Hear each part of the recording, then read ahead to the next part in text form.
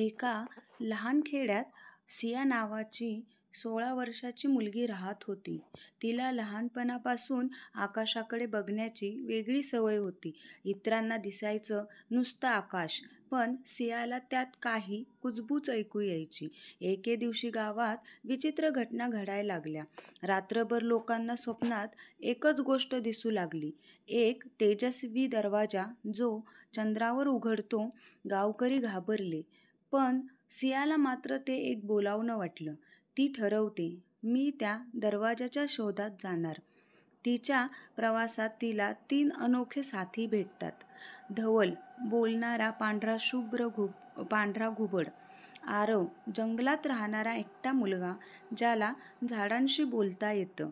तरंग, नदीचा आत्मा जो पाण्यातून कुठेही पोहोचू शकतो. हे तिघे तिच्यासोबत निघतात. वाटेत त्यांना अद्भुत जंगले, बोलणारे दगड आणि वेळ थांबवणारी गुहा भेटते. सिया लक्षात येते की हा चंद्राचा दरवाजा खरं तर मनुष्याच्या स्वप्नांवर ताबा मिळवणारा प्राचीन जादूगार शोधत आहे. जर तो दरवाजा उघडला तर सगळ्या लोकांची स्वप्न कैद होतील आणि लोक कायमचे रिकामे होतील. दरवाजासमोर अंतिम लढाई होते. जादूगार विरुद्ध सिया आणि तिचे 3 मित्र. धवल आकाशात जाऊन चांदण्यांची शक्ती आणतो. आरव झाडांच्या मुळांनी दरवाजा रोखतो.